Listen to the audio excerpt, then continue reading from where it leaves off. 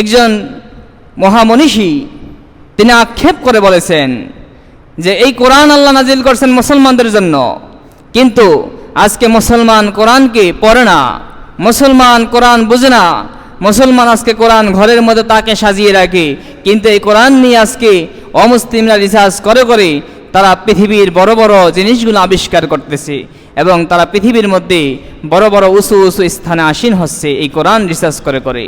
এই জন্য তিনি আফসোস করে বলছেন যে মুসলমান এখন কোরআন হয়ে গেছে মুসলমানদের ঘরের সাজানের বস্তু, কোরআন আর মুসলমানদের সংবিধান নাই, আক্ষেপ করে বলেছেন। এই জন্য সম্মানিত হাজরিন, আমাদেরকে কোরআন পড়তে হবে, কোরআন শিখতে হবে এবং আমাদের সন্তানদেরকে কোরআন শিক্ষা দিতে হবে। আমাদের সন্তানদেরকে কোরআন শিক্ষা দেওয়ার জন্য সর্বশ্রেষ্ঠ আমাদের এদেশে শ্রেষ্ঠ প্রতিষ্ঠান হলো মক্তব শিক্ষা। আজকে আমাদের দেশ গ্রামগুলোতে আমরা যদি লক্ষ্য করি, প্রায় জায়গায় মক্তব বন্ধ হয়ে যাচ্ছে।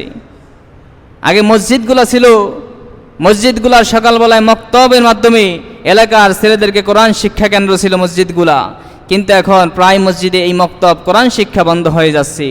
আবার আমাদের দেশে আজকে ইহুদি খ্রিস্টানদের কিছু চক্র শুরু হয়েছে, তারা আমাদের দেশে এমন কিছু প্রতিষ্ঠান তৈরি করে দিয়েছে যেই প্রতিষ্ঠানগুলো বিভিন্ন কিন্ডারগার্টেন, কেজি স্কুল নামে চালু করে সকালবেলায় ফজরের পরেই আমাদের সন্তানগুলোকে ওদিকে নিয়ে যাচ্ছে। ওই সন্তান যে, ওই ছেলে যে মুসলমানের ছেলে সকালবেলায় কোরআন পড়বে, কোরআন শিখবে, ওই সুযোগ দিচ্ছে না। আর আমাদের গার্ডিয়ান তারাও আজকে ওই ইংলিশ মিডিয়ামের পিছে দৌড়াচ্ছে। আর আপনি ইংলিশ মিডিয়ামে পড়ান, আপনি আপনার ছেলেকে যা ইচ্ছা বানান, কিন্তু কমপক্ষে ছোটোবেলায় তাকে কোরআন শিক্ষা দেন, ছোটোবেলায় তাকে মক্তবে পাঠান।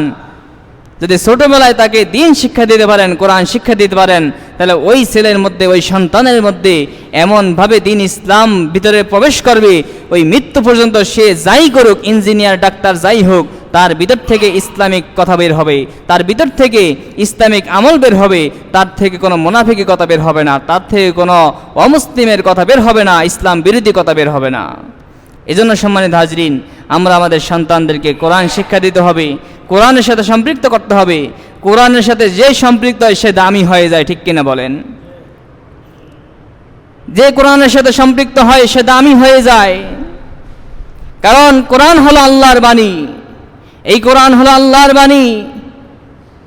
হাদিস শরীফে বলছে যে ব্যক্তি কোরআন তেলাওয়াত করে সে যেন ডাইরেক্ট আল্লাহর সাথে কথা বলে, জোরে বলেন সুবহানাল্লাহ। কারণ কোরআন আল্লাহর বাণী। এই জন্য যেহেতু কোরআন আল্লাহর বাণী, কোরআন যার সাথে যুক্ত হয় সে দামি হয়ে যায়। আপনি দেখেন রাস্তার মধ্যে কত কাগজের টুকরা পড়ে থাকে, আমরা পা দিয়ে এগুলো পাড়িয়ে লাথি দিই। অনেক সময়